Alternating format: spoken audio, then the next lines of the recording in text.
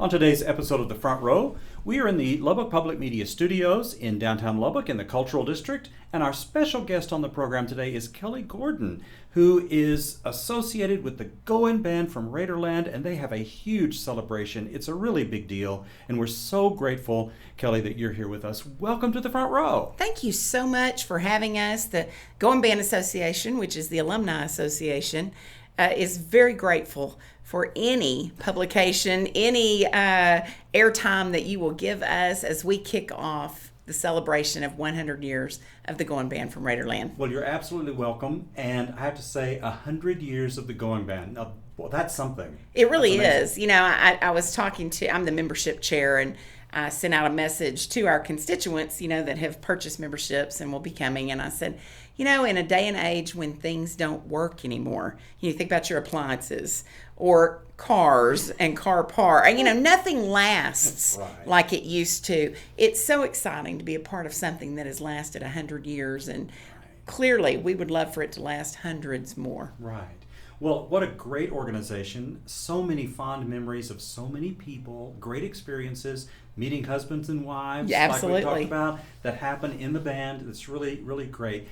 Take us back 100 years. Okay. What happened? What was the genesis of the Goin Band? Okay, it's really interesting. In 1925, the band was formed, and it was known as the Matador Band. It had 21 members. What is more unique about that situation is that they had the Spanish-style uniform, like you see today. And that 21 members then, by the next year, 1926, had 81. Which is so exciting. Right, yeah. Yes, and we're invited. We're told, you know, of course, some of this may be folklore, but we're told there was a little bit of a wager between Will Rogers of Texas Tech and Amon Carter of TCU. And I'm not really sure who won, but money was exchanged, and the band was sent in 1926 to the TCU football game. So we were the first collegiate band to travel and perform a halftime in a visitor stadium. Are you serious? Yes, and so years later, that's where the moniker Goin Band from Raiderland actually came from. Oh, yes. makes total sense. It does, yes. So we were the Matador Band, and we had these really neat Spanish uniforms. We were also the first band to have their halftime broadcast on the radio. WBAP picked up that halftime in 1926 and broadcast that, I'm sure, all over the DFW area. Right. And so it just kind of became a thing. You know, times shifted. We went through a couple directors. Prof. Wiley came later on, and he really built the band up and took them lots of places, even like to California, believe it or not. I believe they marched in a parade that was surrounded by the film festival that they had, the big film festival in LA. Yeah. Then we started going to some bowl games, then entered Dean Killian, and we had more of the military marching style uniforms. The uniforms shifted. Mm-hmm. Drill was great. The music was great. You know, we've had some of those traditional songs that you still hear today that have been around forever. And so then when Keith Bearden took over in the early 80s, he had that shift back to that Spanish style and the gaucho hat.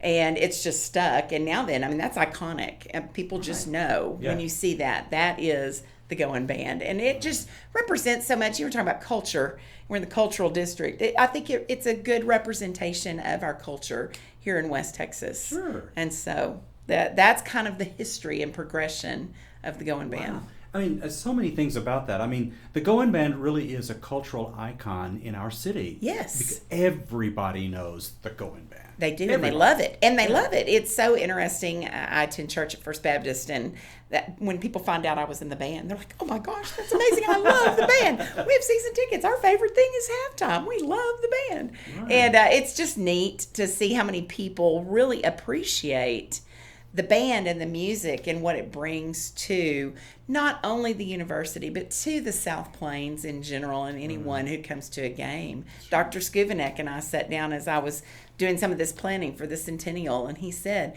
oh yeah, so the Goin Band does such a nice job of representing that music and that cultural side of Texas Tech University. They're a great ambassador.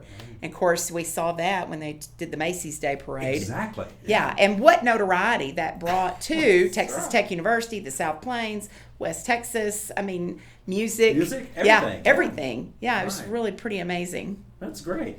Let me go back just a second to back to Will Rogers and Yes. Damon Carter. Getting a band to Dallas or Fort Worth Right. back in 1926 would not be an easy deal, right? I wouldn't think so. And of course, we know it's not today, but I can't imagine finding exactly what transportation would look like in 1926 Right. to get, I think it was 80 or 81 members at that time, to Fort Worth. You'd also clearly need housing, Yeah. meals, Yeah. all those kinds of things. Let them do the game. They probably spent the night, then come home. That's a lot to coordinate. Yes, it is. And now then, the Goin Band this year is 450 strong. It will take 10 buses and the 18-wheeler with all the instruments and the uniforms and things like that to travel to any away game that they go to this year. You know, it was when I was in music school. That was one of my favorite things was to watch the band leave or to arrive. Yes, because it was such a ceremony. It is. It is. It's just really neat. I can remember being that little wide-eyed rookie and crawling on a bus and going, "Oh my gosh, all of these buses!" I graduated from a high school that had 38 kids in it, so it was something really big. It's really amazing. So 100 years. What do you have planned for the centennial of the band? Okay, so the Goin Band Alumni Association, like I was telling you, the GBA, we have created this massive group of alums that are coming back. We have almost 1,000 that are going to join with the Goin Band for an epic halftime. Yes, there will be roughly, because not all 1,000 alums are going to march. I think last count was like 775, 800 that are going to march. So you add that to the 450, you're going to have almost 1,300 people on the field at halftime. You will not want to miss this halftime. That's goalpost to goalpost. It is. And that was our goal when we started this 2 years ago. We said, we'll be the kickoff. And I'm sure the Goin Band has all kinds of things that they'll do throughout the season, themed shows, probably from decades, different drills that were done that'll be brought back. But our goal was to kick it off and to go goalpost to goalpost. And I think we're going to get it done. That is so cool. Yes. We talked to the drill rider today, and he was going, "Oh my gosh, there's not going to be a whole lot of marching." I was like, "No, there's not going to be a whole lot of marching." Well, there's no room. Exactly. It's going to be find your spot, move a little bit this way or a little bit this way. Right. Yeah, and we're ending with the fanfare that was written by a former Goin Band member, Gabe Musella, who, I love Gabe, and he is down in San Antonio. He coordinates things with UIL for all the music programs. Not exactly sure of his title, but anyway, he wrote this piece. We commissioned it for the Macy's Parade, and so now then the old Goin Band and the new Goin Band are going to play it together to end that halftime. Right. And I think I have goosebumps just thinking about it. Yeah. Before we get into the logistics about day-to-day what's going on with the celebration, let me detour for just 1 second to the Alumni Association and the band alumni. Y'all have such a great program because I see, like at basketball games and in our community, and I know you have an alumni weekend. We do. You really keep the alumni alive, actually playing in the band. That's amazing to me. Yeah, that's been a goal. That organization was started in 1987, so it's relatively young, 38 years old, and give or take. And our goal is to keep the Goin Band going. So we provide scholarships to current Goin Band students. They may call and say, "We need a piccolo." Okay, we'll front some money for that. We may, like this year, we're giving every Goin Band member the commemorative T-shirt that was designed to represent the 100 years. So that's their gift from the Goin Band Association this year. We've provided snacks. We've provided money for travel sometimes to playoffs, what do you call it, college bowl games, games, sorry. Yeah, we've provided money for that before. Anything we can do to keep the Goin band going, that is our goal. But we're a close group. You know, there's just something about when you go out every single day for a semester and you're working with other people and the cooperation and the teamwork that it takes to put on a show, those people become like family. And nobody really understands that. If you haven't ever been in the band world, they're a family. Right. And so we've done a really good job at trying to keep that family alive and adding new members to it. It's been great to be on this board. I've gotten to meet other people from different stages of life that were in Goin band, not when I was, but we've become friends. You know, we have that common link of music and tech and the hard work and the teamwork. And so it's really a unique organization. We have our endowment now over $500,000. Great. Yeah, I gave $15,000 in scholarships last year. Our goal is to get to $1 million. We have a Forward March initiative right now in an effort to just get more money in that endowment. We've partnered with the Texas Tech Alumni Association. They have you can join the TTAA, and under that, they have a Goin band network if you want to click on that. And they've had a matching program for us. I think it goes through this December where any monies that is given under that, then they match. And that money will also go in the endowment. So lots of different ways, things to do to help keep the organization alive and for it to thrive, I guess. Yeah, absolutely. So tell us about the weekend itself. What all do you have planned? It's funny. The weekend is great. So Friday night, we wanted it to be kind of a fellowship, fun, you know, just relax, good time for anybody that could come into town. And you do realize the Goin band from Raiderland has produced some of the finest band directors in the state of Texas. Well, what do band directors do on Friday night? They're in the ball game. Exactly. With their band. Yes. Yeah, and so that was part of the impetus in wanting to have it on Labor Day weekend because we wanted them to have the opportunity to come back and then having a night game that gave them more time. So Friday night, that was a social. Good Line Beer has created a special beer called the Goin beer. And they are going to actually give us a percentage of every beer sold to go in the scholarship fund. So they're hosting us at the Wolfforth location because it is larger. And we've got a DJ who was in the Goin band. And we've partnered with Evie Mays, and they've made us a great deal on chopped beef sandwiches. And we have a commemorative glass. And Zit will come and perform to kick it off. And so that's Friday night. Come, hang out, 4 to 8. You know, hang out with your old friends, make some new friends, enjoy. If you're a beer connoisseur, or especially IPA, that would be the time to come. And then Saturday morning, we've had realtors from Lubbock, San Antonio, and the Dallas-Fort Worth area that were all Goin band members have given money along with United Supermarkets, Market Street.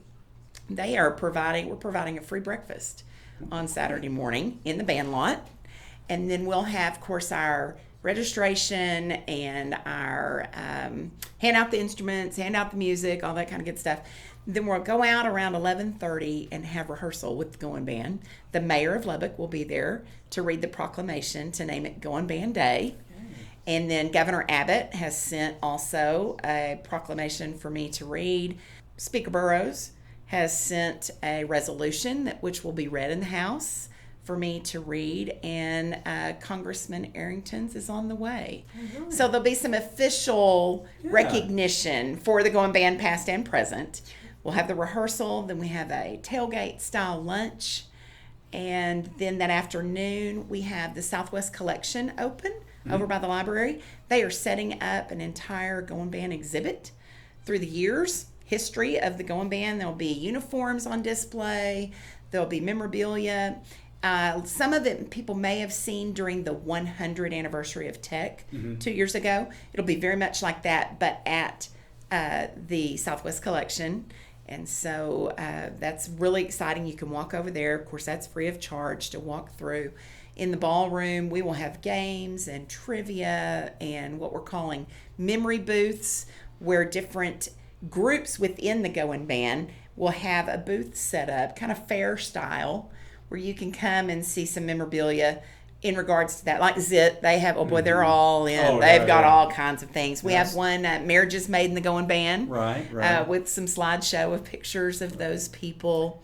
Merchandise, be on sale, all that kind of good stuff. Zit, by the way, is the percussion section, Yes, right? it is. Yes, right. it is. Sorry about that. That's right, yeah. And if you've ever looked at the band and you've wondered why are all those drummers in the middle, that's the division. So you have band 1, band 2, so it's almost stereo. Right. You have Zit, the drummers, in the middle, and that really is just for directions. Now there'll be people that'll tell you band 1's better than band 2, or band 2's better than band 1. And then the flags, color guard, and twirlers, drum majors, those are known as band 3, the auxiliary. And Zit is included in that as well, but they have their own group within the group. Right. Yeah. Great. Yeah. Well, what a great weekend. It is. And Oh, then my Sunday, God. we have a brunch, the Spats and Gaucho Brunch. Perfect, Right. Yes. right. And so that will be at the Tech Club on the west side. And it's going to be really nice. We've got Coach McGuire is going to be there. Dr. Skuvenek's going to be there. Kurt Langford's going to be there. Clearly, Dr. Camacho from the Visual and Performing Arts School. Dr. Stetson from the School of Music. Dr. Pagan, who is the current Goin Band director. Right. And it'll be just a really nice time to kind of celebrate this milestone and end on a really positive note. We're going to go down on the field afterwards. The Masked Rider's going to be there. We're going to take a big picture of the group that was able to stay through Sunday. Right. Yeah. Wonderful. Well, 100 years of the Goin Band from Raiderland, all of those things are so deserved. My goodness, they are. Yeah. And of course, it's a lot of work on your part. It is. A lot. It is. But I think the thing that's been a lot of fun, and I'm a people person, but the thing that's been fun about this, and I've worked on it a little over 2 years, is all the new people I've met in Lubbock and their love and appreciation for the Goin Band. And that just makes you feel really good that you were a part of that organization and that, again, that organization has lasted and continues to stick to its traditions. Yeah. It's not one of those that has gone a different direction. Right. We're still the same good old Goin Band. Right. That's wonderful. Our guest on the front row today, Kelly Gordon, who is with the Alumni Association of the Goin Band. Is that right? That's correct. And we really, really appreciate you being our guest on the show today, and best of luck this coming weekend. Thank you so much for your time. We appreciate it.